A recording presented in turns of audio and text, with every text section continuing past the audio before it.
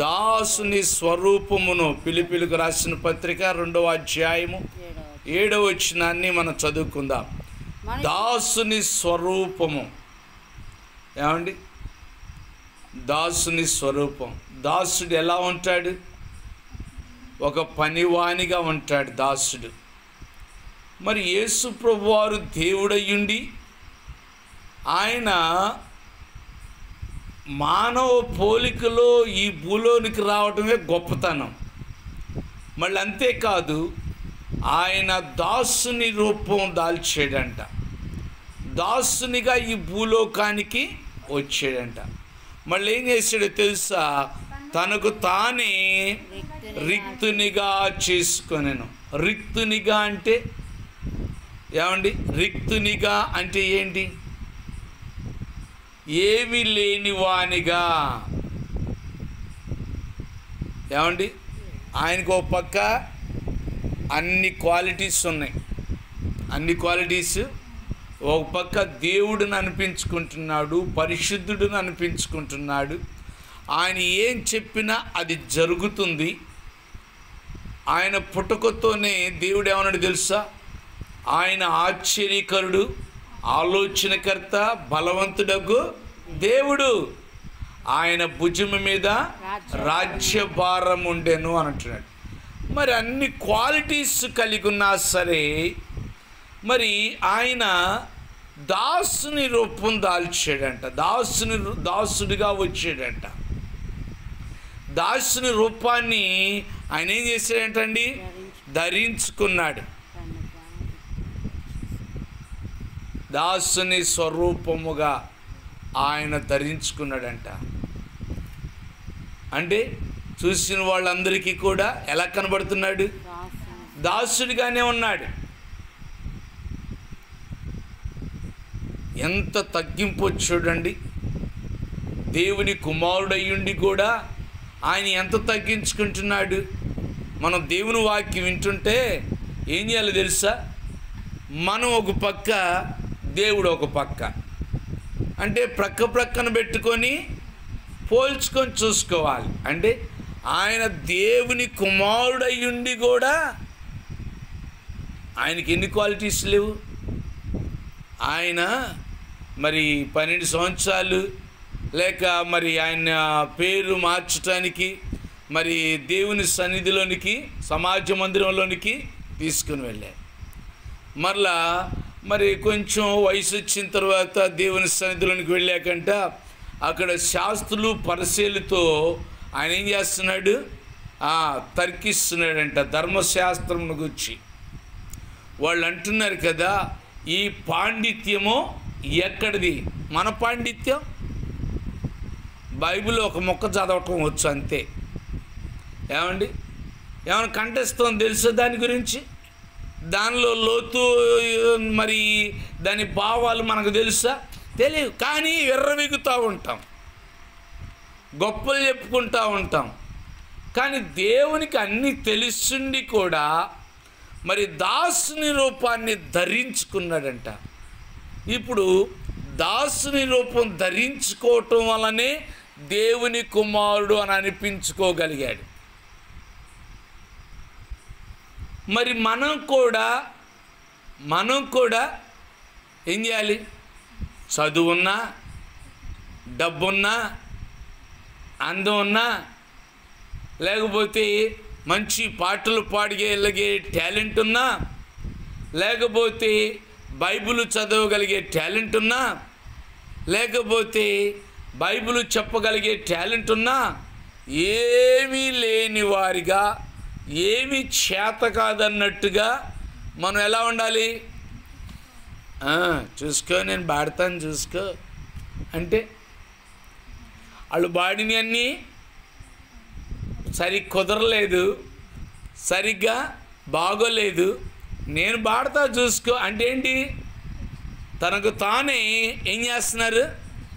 తనకు తానే రిక్తురాలుగా చేసుకోవాల్సిన దానికి బదులుగా హెచ్చించుకుంటూ ఉన్నారు. మరి హెచ్చించుకున్న వాళ్ళు ఏం చేయబడతారు? మరి తగ్గించబడతారని తెలుసు. ఎంత మటుకు తగ్గించుకుంటున్నాం మనం దేవుళ్ళు చెప్పండి? పరీక్షించుకోండి. తగ్గించుకుంటున్నావా?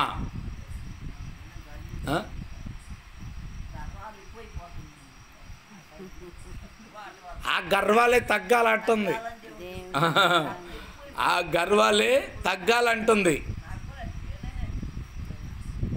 ఎవరైనా దేవుని బిడ్డగా చేయబడ్డ తరువాత, రక్షించబడిన తరువాత ఆ గర్వం అనేది తీసి పక్కన పెట్టేసే. అది నీది కాదు.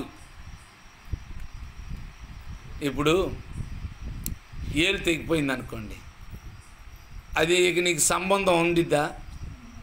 ఉండదు. ఇక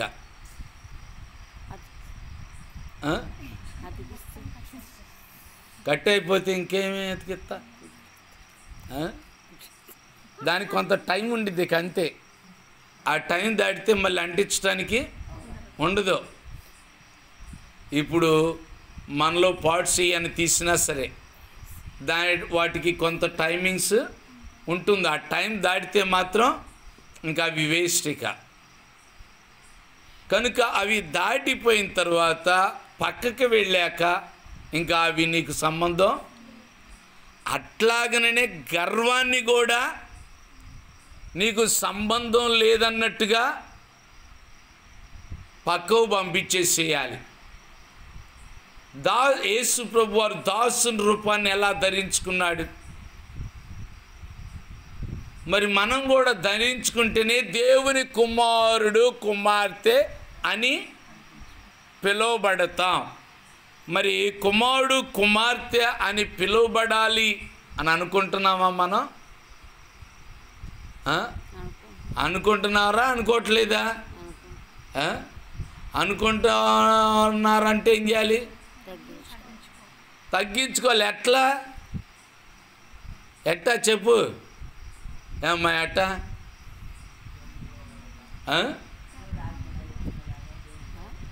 దాసులుగా ప్రవర్తించాలి,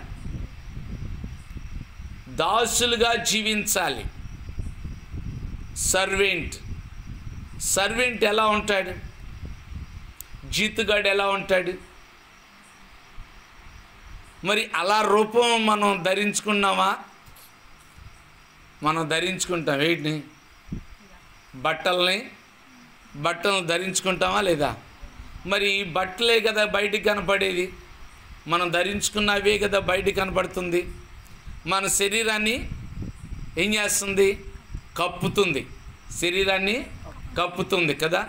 మరి ఈ శరీరాన్ని కప్పటం వల్ల ఎంత లెక్కైనా టాక్ టిక్ అనుకుంటూ వెళ్తూ ఉంటారు. సిగ్గుగా వెళ్తారా? బట్టలు లేని వాళ్ళు ఏం చేస్తారు? పిల్లడు ఎవరన్నా వచ్చాడు అనుకోండి, అరే సేమ్ అన్నారనుకోండి, వాడు ఏం చేస్తాడు? సిగ్గుపడతాడు కదా. అంటే బట్టలు లేకపోవటం వల్ల సిగ్గుపడతాడు. అదే బట్టలు ఉంటే నువ్వు సేమ్ కాదు ఏమన్నా అనుకో, ఇంకా అసలు సిగ్గుపడతాడా? సిగ్గుపడ్డా. అంటే మనం దాసుని రూపం ధరించుకోపోవటం వల్ల మనం ఏం చేయబడుతున్నాం తెలుసా? అవమానపరచబడుతున్నాం. అది వస్త్రంగా ధరించుకోవట్లేదు, హెచ్చించుకుంటున్నాం. అమ్మా ఈరోజు ఆదివారమే కదమ్మా, బైబిల్ పట్టుకుని వెళ్ళొచ్చావుగమ్మా, ఏందమ్మా ఇది అంటే ఏంటది? అది దేవునికి మహిమ, ఘనత, అవమానం. మనకి అవమానం.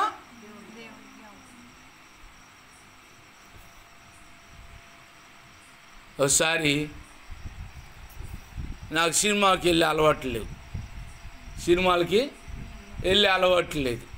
మా ఫ్రెండ్ ఒక అతను ఏం చేస్తున్నాడు? సినిమాకి వెళ్దాం రా అంటున్నాడు. ఎప్పుడు నేను సినిమా హాల్లో అడుగుపెట్టిన బాబు కాదు మంది. అయితే ఏం జరిగింది? ఇక బతులునాడుతున్నాడు కదా అని ఏం చేశానండి, వెళ్తున్న తర్వాత అక్కడికి భయంగానే వెళ్తున్నా. ఏం చేస్తున్నా? భయంగానే వెళ్తున్నా. ఎందుకంటే మా నాన్నగారు వాళ్ళకి తెలిస్తే ఒప్పుకోరు. అందుకని భయంగా వెళ్తున్నా. వెళ్తున్న తర్వాత ఆ పంపు ఒకటి ఉండిద్ది. ఆ సినిమా హాల్ బయట పంపు ఉంది. అది ఆ టైము వర్షాకాలం.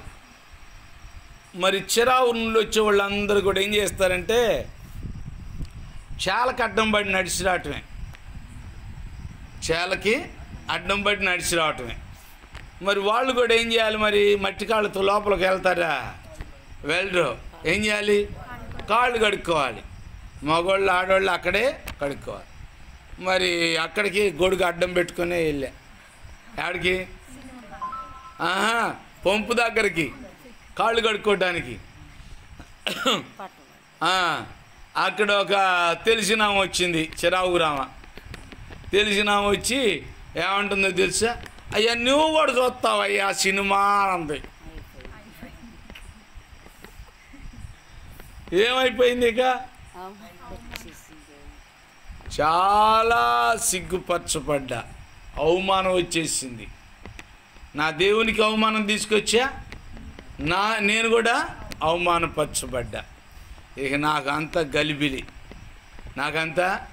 గలిబిలి, చెప్తున్నాడు ఏముండదులే రా అన్నట్టు తీసుకెళ్ళాడు. నా మైండ్ ఇక దాని మీద లేదు, అవి వచ్చే దాని మీద లేదు. అంతా కూడా ఏంది నేను ఇట్ట అనిపించుకున్నాను, నేను ఎప్పుడు లేదు నాకు ఈ బతుకు, ఏంది నాకు ఎందుకు వచ్చింది ఇది, నేను ఇక్కడ రాకుండా ఉంటే ఇది ఉండేది కాదు కదా అని మనసు అనిపిస్తుంటే ఏం చేశాను తెలుసా? ఇక ఆ సినిమా లేదు, ఏమి లేదు. అయ్యా నువ్వు కూర్చో, నా దారి నేను వెళ్ళిపోతానని ఏం చేశాను? బయటకు వచ్చేసి ఇక అడ్డపడి ఇంటికి వచ్చేసా. ఎందుకని? చూడండి, అవమానం అని తెలిసాక అవమానాన్ని సరిదిద్దుకోవాలి. ఏం చేయాలంట? సరిదిద్దుకోవాలి. మనం కూడా దాసుని రూపం ధరించుకోకుండా అనేకుల మధ్యలో కూడా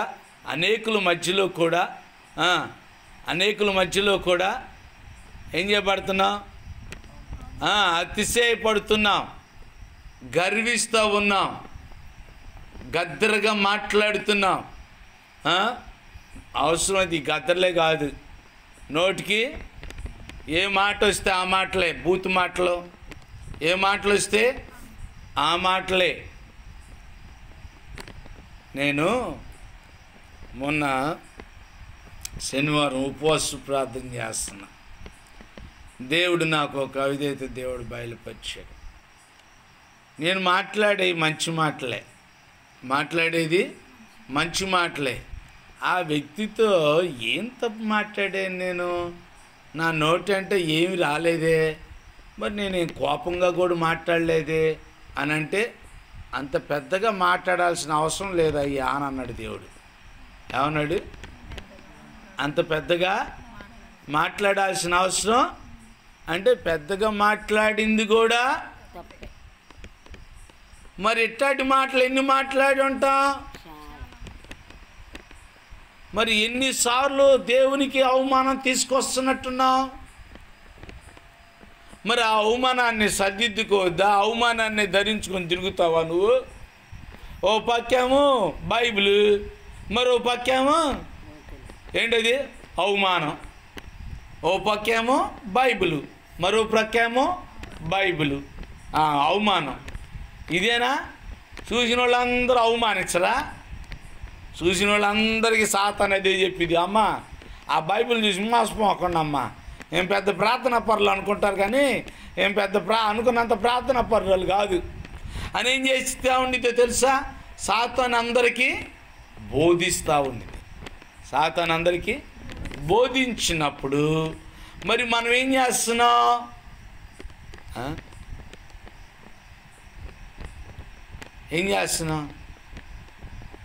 ఇంక సిగ్గుపడటానికే సిద్ధంగా ఉండావా? లేకపోతే ఆ సిగ్గును తీసేసుకోవాలా లేదా? తీసేసుకోవాలంటే ఏం చేయాలి బేలా?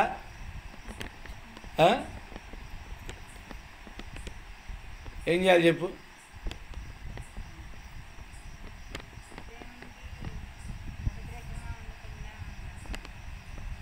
అదేనా మనం అనుకుంది.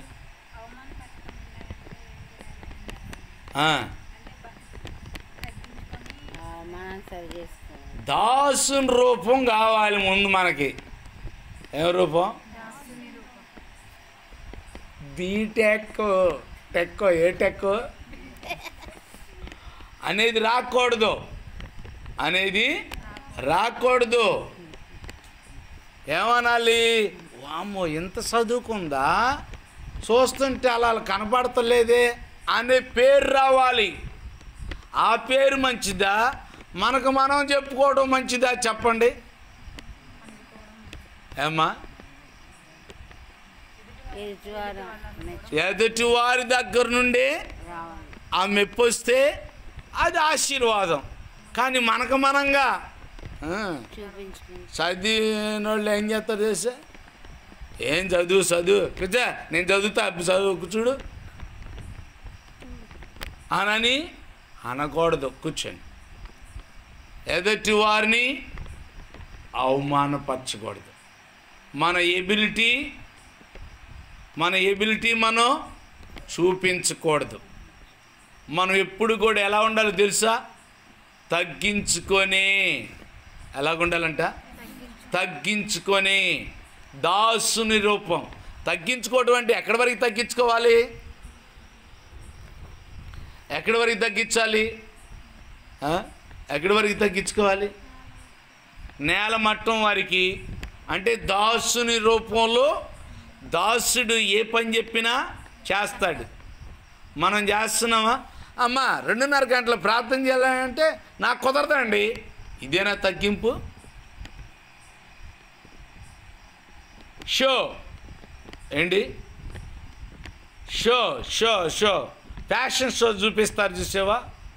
బట్టలు వేసుకొని కొన్ని వాటిని ఏమంటారు మరి, క్యాట్ వాకా, మీకు అర్థమైందిగా? ఫ్యాషన్ షో అలా వస్తారు, అలా వెళ్ళిపోతారు.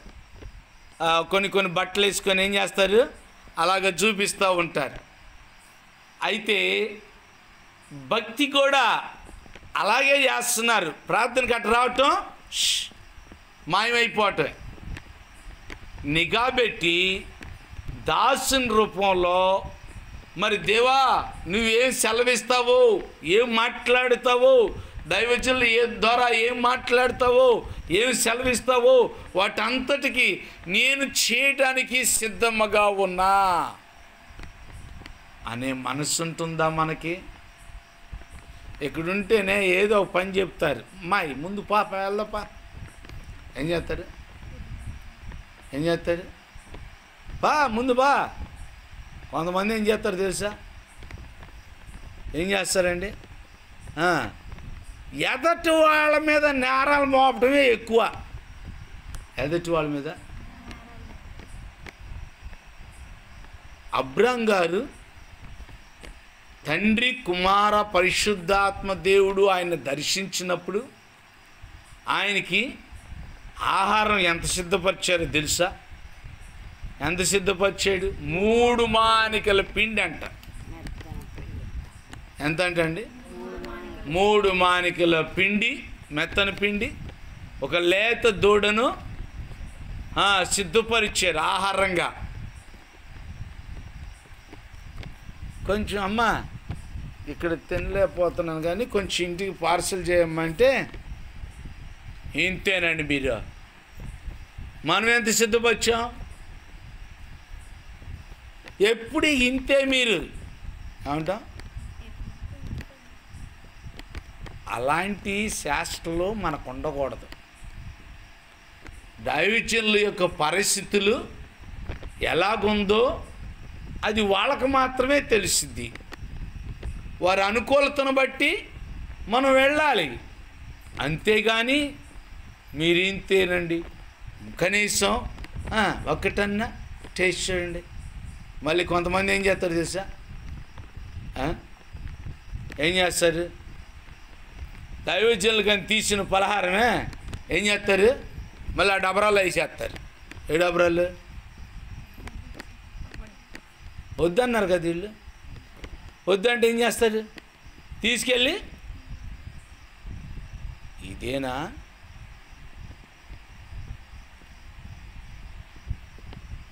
ఈ అబ్రాం గారు కూడా అలాగే వేసుకున్నాడా?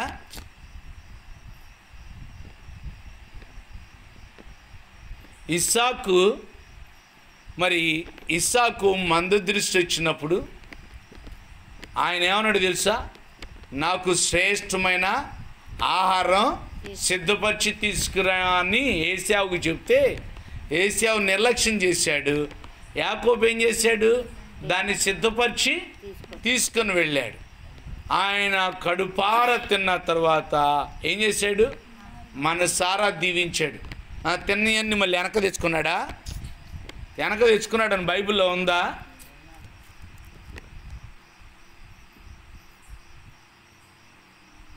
మనం చాలా జాగ్రత్తగా ఆలోచన చేయాలి.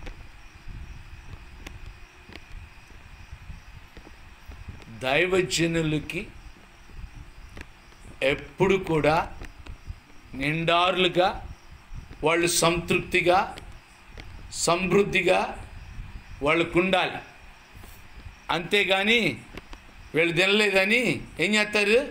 వీళ్ళు పెట్టినవి కూడా తీసుకెళ్ళి ఆ డబరాలు వేసేస్తే అది బాగుండేది కదా. మళ్ళీ ఏం చేస్తారు? ఇంటికాడికి పంపించేటప్పుడు కూడా ఎంతైతే 1 2 వాళ్ళిద్దరు కదా 2 తీసేయి 2 పక్కన పెట్టి పార్సిల్ చేసేటప్పుడు కూడా ఏం చేస్తారు? తండ్రి కుమార పరిశుద్ధాత్మ నామములో త్రియేక నామములో వాళ్ళకి 3 సార్లు పలహారం రావాల్సింది. అది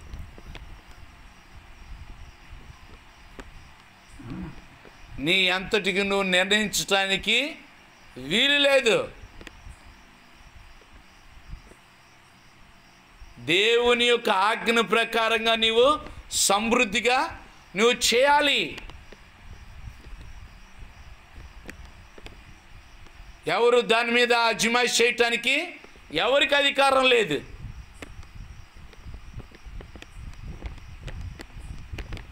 కనుక ప్రియమైన దేవుని బిడ్డలారా, జ్ఞాపకం చేసుకోవాలి. దాసుని రూపం అంటే ఏంటి? దేవుడు మాట్లాడినవన్నీ కూడా చేయటమే దాసుల యొక్క డ్యూటీ. అది కుదరదయ్యా, నేను అదే చెప్పినప్పుడు అది కాదు, ఏది అది కాదు, ఏం కాదు, మళ్ళీ తప్పే చెప్తారు. అది కాదు. ఎవరు నేర్చుకున్నారు సాతాను మాట? అది సాతాను మాట అని నువ్వు తెలుసుకున్నట్టయితే రెండోసారి నీ నోటెంట రాకూడదంతే. దాసుని రూపం అయితే దానివల్ల దేవునికి అవమానం తీసుకొస్తున్నావు, దానివల్ల దేవునికి నింద తీసుకొస్తున్నావు. మనం కూడా అవమానపరచబడుతున్నాం. యేసు ప్రభు వారు తండ్రి పోలికగా ఈ భూలోకంలోనికి వచ్చి ఆయన ఏం చేశాడు తెలుసా? దాసుని రూపం ధరించుకున్నాడంట. దాసుని రూపాన్ని ధరించుకొని తండ్రి ఏం చెప్తే అది చేసాడంట. కనుక తండ్రికి మహిమ తీసుకొచ్చాడు, ఆయనకు కూడా మహిమ వచ్చింది. అందుకని ఆయన్ని కూడా దేవుడే అన్నారు ప్రజలు. ఆయన్ని కూడా దేవుని కుమారుడని అన్నారు ప్రజలు. మరి మనల్ని అంటున్నారా దేవుని కుమారులనని? దేవుని కుమార్తెలు అని మనల్ని అనగలుగుతున్నారా? ఏ లెక్కలు అంటున్నారు ఒక్కసారి చూడు. ఏ క్రియ ద్వారా నిన్ను అలాగా అనగలుగుతున్నారో ఒక్కసారి ఆలోచించే. దాసుని రూపం మనం ధరించుకొని, కొంతమంది ఏం చెప్తారు తెలుసండి? నాకు అన్ని వరాలు ఉన్నాయి, నాకు ఇన్ని వరాలు ఉన్నాయి. కొంతమంది ఏమంటారు? 14 వరాలు ఉన్నాయి అంట. ఎన్ని వరాలు? 14 వరాలు. ఇక వరుస పెట్టి లెక్కేసుకుంటారు. ప్రార్థన చేసేది ఒక వారం, బైబిల్ చదివేది ఒక వారం, పాటలు పాడేది ఒక వారం, వాక్యం చదివేది ఒక వారం, ప్రార్థనకు వచ్చేది ఒక వారం, దైవ సేవకుల్ని చక్కగా చూసేది ఒక వారం. ఇవన్నీ లెక్క పెట్టుకుంటారా ఏంది? ఏమండి, యేసు ప్రభు వారు కూడా అలా లెక్క పెట్టుకున్నారండి. ఆయనకి ఎన్ని వారాలు ఉన్నాయి అసలు? ఏమండి, ఆయన సర్వ అధికారము కలిగిన దేవుడు అని అన్నాడు. అన్నిటిపైన ఆయనకుంది ఆధిపత్యం. మరి ఆయన ఎన్ని చెప్పుకోవాలమ్మా అందరికీ? ఆయన చెప్పుకున్నట్టు మనకు ఎక్కడైనా కనపడుతుందా? ఆయన దాసుడిగా, ఏమీ లేని వాడిగా తిడుతుంటే తిట్టించుకున్నాడు, తిడుతుంటే తిట్టించుకున్నాడు, కొడుతుంటే కొట్టించుకున్నాడు. కాదంటారా? పాపులైన మనుషుల చేతికి అప్పగించబడినప్పుడు ఆయన ఎంతోమంది కొట్టారండి, ఆయన ఎంతోమంది తిట్టారండి, ఆయన మీద ఎంతోమంది కాండ్రి చుమ్మేశారండి, ఆయన బట్టలు లాగేశారండి. ఒకసారి ఆలోచించేవా? ప్రియమైన దేవుని బిడ్డలారా, దాసుని రూపం. మళ్ళీ ఏం చేశాడు? చెప్పండి. తనకు తానే రిక్తునిగా చేసుకున్నాడు. ఏం చేసుకున్నాడు? రిక్తునిగా చేసుకున్నాడు. మనం ఏం చేస్తాం? మనం రిక్తులుగా ఉంటామా? ఏందనుకున్నా, మా ఇంటి బలగం నీకు తెలుసు అసలు? మాకు ఎంతమంది ఉండారో? బస్తా ఉడికిద్ది మాకు. ఏం చెప్తారు?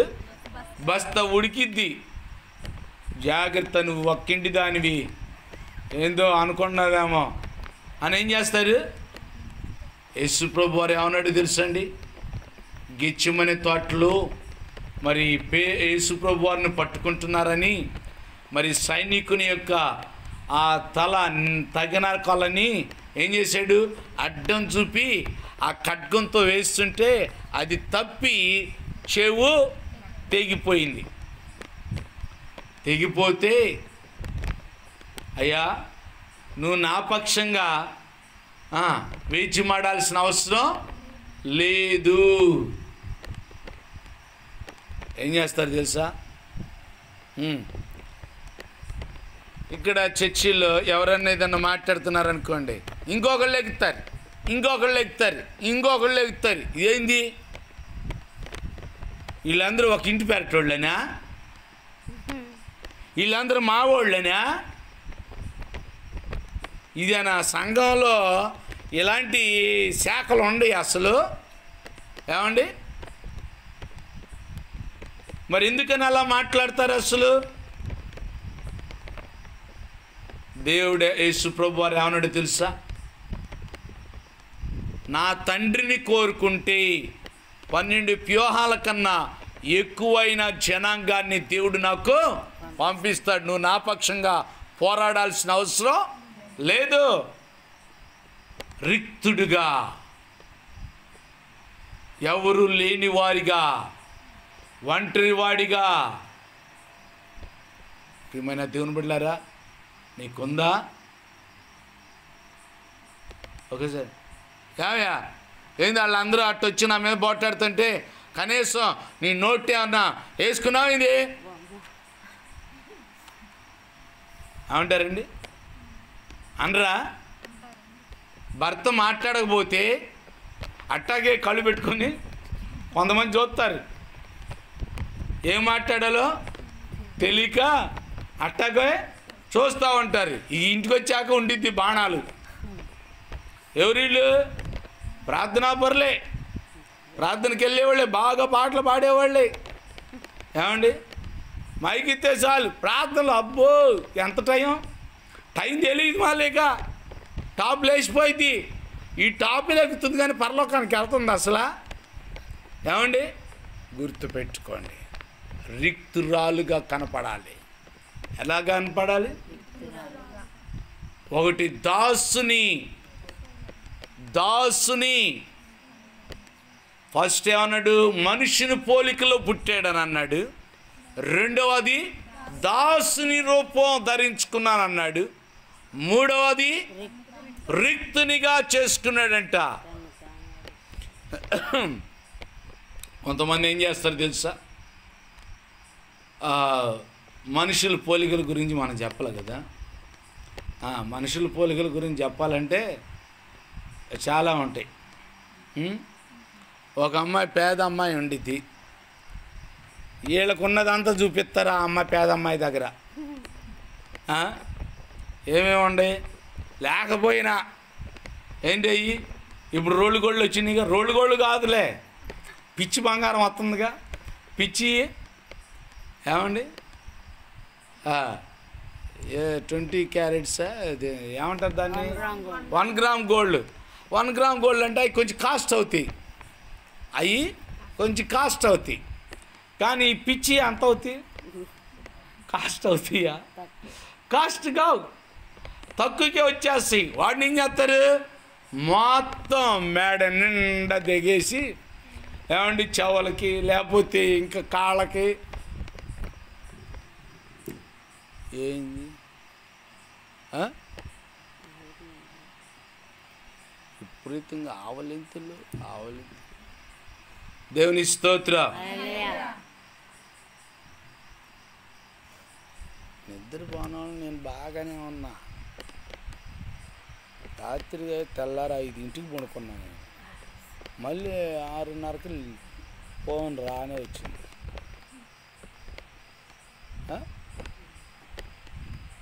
ఎదురు కూర్చొని ఆవలింతలా.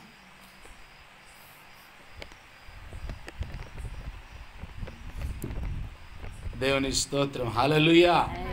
కనుక ప్రియమైన దేవుని బిడ్డలారా, జ్ఞాపకం చేసుకోవాలి, మనుషుల ముందు మన ఎబిలిటీగా చూపించాల్సింది. అమ్మా నేను కూడా నీలాంటి మనిషినేనమ్మా. పౌలు గారు ఏమన్నాడు? పేదరికంలో ఉండటం నేర్చుకున్నాడు, ధనవంతులుగా ఉండటం నేర్చుకున్నాడు, ఏ స్థితిలో ఉండాలో ఆ స్థితిలో ఉండటం నేర్చుకున్నాడంట. మరి మనం కూడా ఏం చేయాలి? నేర్చుకోవాలి. అలా నేర్చుకుంటున్నామా?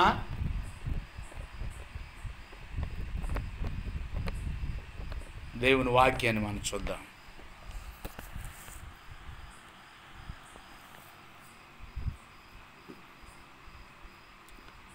చూడండి, 2 కొరింథీయులకు రాసిన పత్రిక 8వ అధ్యాయం 9వ వచనం. మీరు మన ప్రభువైన యేసుక్రీస్తు కృపను ఎరుగుదురు కదా. ఆయన ధనవంతుడయ్యుండియు మీరు తన దారిద్ర్యం వలన ధనవంతులు కావాలని మీ నిమిత్తము దరిద్రుడాయను. దేవుని స్తోత్రం చేద్దామా? ఆయన ఎలాంటి వాడై ఉన్నాడంటండి? ధనవంతుడయ్యుండి. రేపు నేను శనివారం అడుగుతా, ఎవరెవరు ఏమి ఎంత వాక్యం విన్నారో. మీ ముగ్గురు స్కాలర్స్ కదా, బ్రిలియంట్స్. ఏం చెప్పారు రాయటం ఉండదు, మైండ్లో రాసుకుంటున్నారు కదా. నోట్స్ ఖర్చు ఎందుకు? పెన్ ఖర్చు ఎందుకు? అది పేజీలు వేస్ట్ అవుతాయి.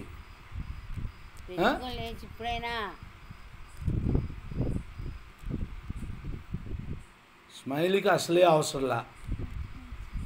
ఇవాళ కాదు, ప్రతిరోజు చూస్తున్నా నిన్ను, ప్రతిరోజు చూస్తున్నా. ఒక్కరోజు రాసి నేను చెప్పించు నాకు.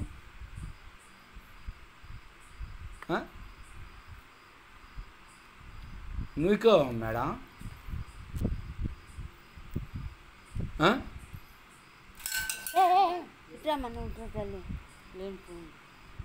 అదే నిర్లక్ష్యం. ఓసారి ఇట్టాగే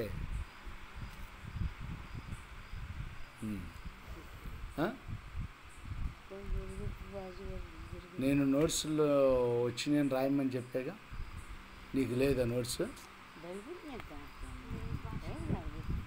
ఎందుకని? వెళ్ళు, హైదరాబాద్ వెళ్ళు. వెళ్ళి ఎంతకాలం అయింది? లేదని తెలుసుగా, తెప్పించుకోవద్దా? వెళ్ళి 10 రోజులు పైన అవుతుంది. ఆ? ఏంటి తెప్పించుకోవాలా లేదా? రేపు నాకు కనపడాలి. కూర్చోండి. రాసుకో ఫస్ట్ పిలిపి 2:7. నేను కొంతమందిని ఎప్పుడు ఏం అడుగుతానో నాకు తెలియదు. అడిగినప్పుడు నాకు చూపించాలి. అది కనుక దేవుడు ఏమంటున్నాడు తెలుసా? ఆయన ధనవంతుడయ్యుండి మన యొక్క దారిద్ర్యమును బట్టి ఆయన మనలను ధనవంతులుగా చేయటానికి కొరకు ఆయన ఏమయ్యాడంటండి? దరిద్రుడిగా. ఎదుటి వారికి రక్షణ లేదు, ఎదుటి వారికి సమస్యలు ఉన్నాయి, ఎదుటి వారికి ఇబ్బందులు ఉన్నాయి. నువ్వు బాగానే ఉన్నావు, కానీ నువ్వు వెళ్ళి వారి యొక్క సమస్యలను పోగొట్టడానికి వెళ్ళి వారికి ఎంతమందికి మనం ఇలాంటి కార్యాన్ని మనం చేయగలుగుతున్నాం? ఎలాగా ఎంతోమందిని దేవుని దగ్గరికి నడిపించగలుగుతున్నాం? వారికి ఉన్న సమస్యలు మనం దేవుని ద్వారా పోగొట్టగలుగుతున్నావా? మనకు మనమే ఉన్నావా? దేవుడు మనకు మాదిరిగా ఉన్నాడు. ఎలా ఉన్నాడు? మాదిరిగా ఉన్నాడు. మనం ఎవరికి మాదిరిగా ఉన్నాం? ఎవరికి మాదిరిగా ఉన్నావా? అసలు ఎదుటి వాళ్ళకి మాదిరిగా ఉన్నావా?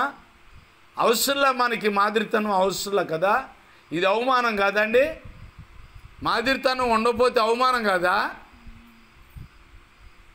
గుర్తుపెట్టుకోవాలి. మనం యేసు ప్రభువారు ఏం చేశారో మనం కూడా అవి చేయటానికే ఆయన ఈ భూలోకానికి వచ్చాడు. మరి మనం ఎదుటి వాళ్ళ దగ్గరికి ఎంతమంది దగ్గరికి వెళ్తున్నాం? మన ఇంటి గురించి, మన హోదా గురించి, మనకున్న దాని గురించి చెప్పుకోవడానికి వెళ్తున్నావా?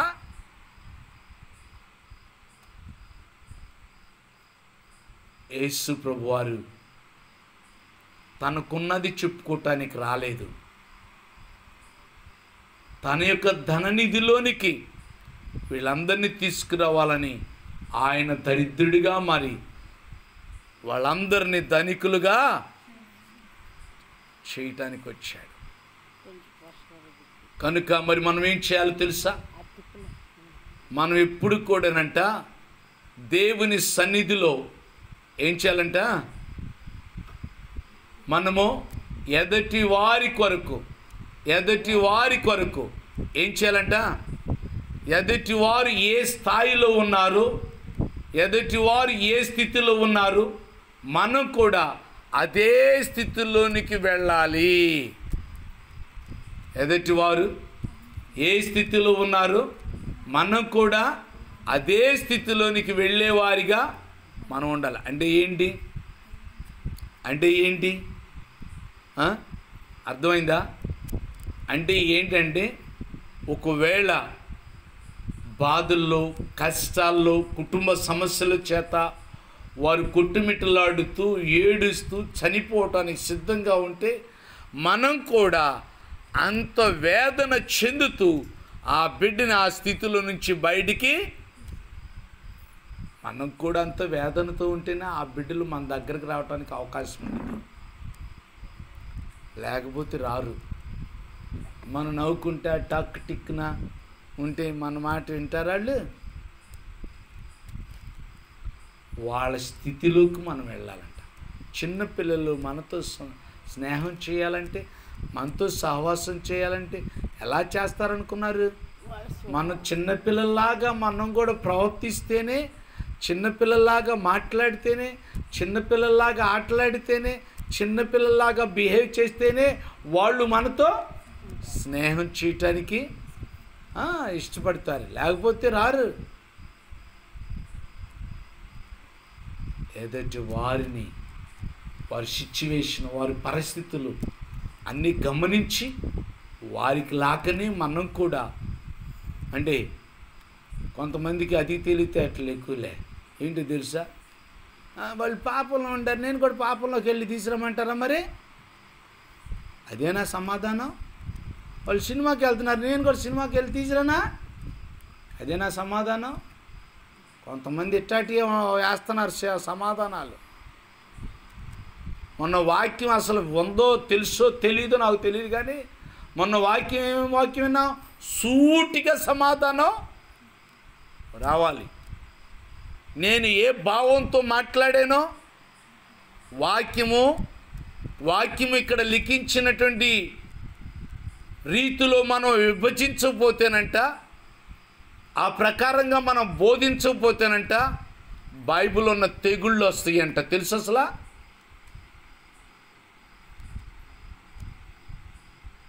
ఏ ఉద్దేశంతో ఏ కాన్సెప్ట్తో ఈ మాట మాట్లాడారో ఆ విధంగానే మనం జవాబు ఇవ్వాలి. ఎదుటి దైవజనుడు కూడా మాట్లాడేటప్పుడు మీరు కూడా జవాబు ఇచ్చేట ఎలాంటి జవాబు ఇవ్వాలి?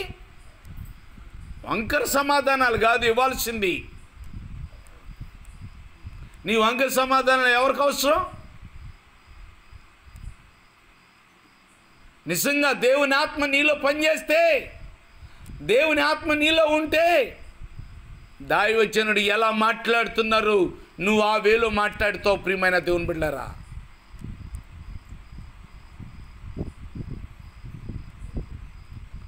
ఆ వేలో మాట్లాడమని, ఆ వేలో ప్రవర్తించమని దేవుడు తెలియచేస్తున్నాడు. లేకపోతే దైవజనులు చెప్పేది ఒక విధంగా, నువ్వు మాట్లాడేది ఇంకో రకంగా అయితే దేవుని కోపం వచ్చేసింది. దానికి మళ్ళీ కాదు గీదు అనేటువంటి మాట డ్యూటీలకైతే ఎట్టాగుండిద్దో తెలుసా? అక్కడ చెప్పకుండా మానేస్తే ఊరుకుంటారా? చెప్పకుండా మానేస్తే ఊరుకుంటారా? మరి ప్రార్థనకి ఎందుకు మానేస్తున్నావు? చెప్పకుండా నువ్వు చేయవలసిన డ్యూటీ 2 గంటలన్నారా నువ్వు చేయకుండా మానేస్తున్నావు. అది తప్పు కాదనుకుంటున్నారా? ప్రార్థనకి రావాల్సింది నువ్వు రాకుండా నీ ఇంట్లో కూర్చుంటున్నావు. దేవుడు నిన్ను వరుసపెట్టి లెక్క అడగడనుకుంటున్నావా? ఈరోజు ఆల్ నైట్ అనే సంగతి నీకు తెలుసు, ఆదివారం అని తెలుసు, బుధవారం అని తెలుసు, శనివారం అని తెలుసు, 5 దినాలు ఉపవాస ప్రార్థనలు అని తెలుసు. తెలిసిన తర్వాత నువ్వు తప్పు చేసేవంటే మాత్రం నువ్వు పెట్టకుండా దేవుణ్ణి అడగకుండా నీ ఇష్టానుసారంగా నువ్వు మానేసినప్పుడు దేవుడు నిన్ను లెక్క అడుగుతాడు. దేవుడు నిన్ను లెక్కలో ఉంచుతాడు. అది ఇప్పుడు కాదుగా అనుకుంటున్నావా? అప్పుడు చూసుకోవటానికి నీకు టైం ఉండదు. వెనకమాల ఇక నీకు పనిష్మెంటే. అప్పుడు ఆ పనిష్మెంట్ నుండి తప్పించే వారు ఎవరు ఉండరు. కనుక ప్రియమైన దేవుని బిడ్డలారా, యేసు ప్రభువారు దేవుని పోలిక చొప్పున లేక మరి దాసుని రూపం చొప్పున ఆయన తనకు తానే రిక్తునిగా చేసుకున్నాడంట. ఆయన ధనవంతుడయ్యుండి కూడా దరిద్రుడిగా మార్చబడ్డాడంట. అదే రిక్తుడిగా అంటే మరి మనం అలా ఉండగలుగుతున్నామా? మా అబ్బాయి ఈరోజు చర్చిలో పనుకోలే, ఇంటికాడ కూర్చుంటాడు, ప్రార్థన చేస్తాడులే. అది కాదు రిక్తి జీవితం, అది కాదు. ఎన్నున్నా లేకపోయినా సరే రూలే ఇట్స్ ఫర్ ఎవ్రీబడి. సంఘములు సంఘ బిడ్డలుగా ఉంటున్న వారందరికీ ఇది రూలే. బాగోపోతే నీవు ఉండలేని స్థితి అయితే, దేవుడు మరీ కూర్చోలేని పరిస్థితి అయితే నిన్ను అవకాశం ఇస్తాడేమో, కానీ దేవుడు నిన్ను నిలువెల్లా పరీక్షించి నీకు జడ్జిలోకి తీసుకొస్తాడు, నిన్ను తీర్పులోనికి తీసుకొని వస్తాడు. చిన్న చిన్న నొప్పులకి, చిన్న చిన్న బలహీనతలకి, చిన్న చిన్న వంకలకి నువ్వు వంకలు పెట్టుకొని నువ్వు ప్రార్థన మానేసావంటే మాత్రం దేవుడు నిన్ను లెక్క అడుగుతాడు. కనుక జ్ఞాపకం చేసుకొని మరి ఆఖరిగా టైం చాలా అయిపోతుంది.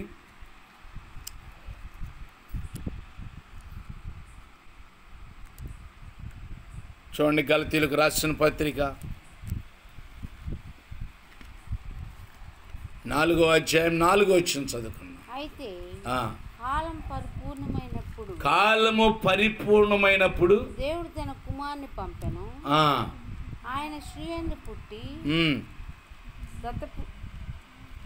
మనము దత్తపుత్రులము కావాలని ధర్మశాస్త్రములకు లోబడి ఉన్న వారిని విమోచించుటకై ధర్మశాస్త్రములకు లోబడిన వాడాయిను. చాలండి. ఇప్పుడు కాలం సంపూర్ణమైపోయిందని తన కుమారుని భూలోకానికి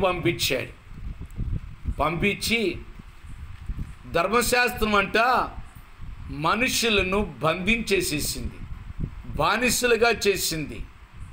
మరి ధర్మశాస్త్రమునకు లోబడినటువంటి వారిని ఏం చేశాడంటండి? ఆయన ధర్మశాస్త్రమునకు లోబడి ఆ ధర్మశాస్త్రమునకు లోబడినటువంటి వారిని విమోచించాడంట.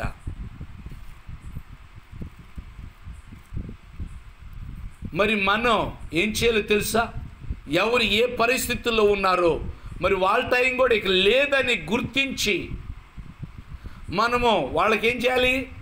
ఆ మాటలు తెలియచేసి ఆ బానిసపు బ్రతుకు నుండి విడుదల చేసేటువంటి వారిగా మనం ఉండాలని ప్రభువు కోరుకుంటున్నాడు. ఆఖరికి ఇంకొక మాట చదువుకొని మనం ముగించుకుందాం.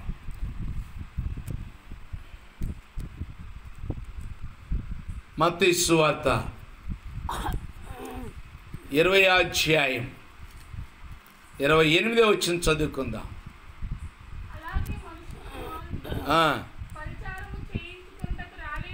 రాలేదు కానీ అనేకులకు ప్రతిగా దేవుని స్తోత్రం చేద్దామా? హల్లెలూయా. ఆయన పరిచర్య చేయటానికి వచ్చాడంట. అనేకులను విమోచనమునకు క్రైదనముగా తన ప్రాణమునిచ్చడానికి వచ్చాడంట.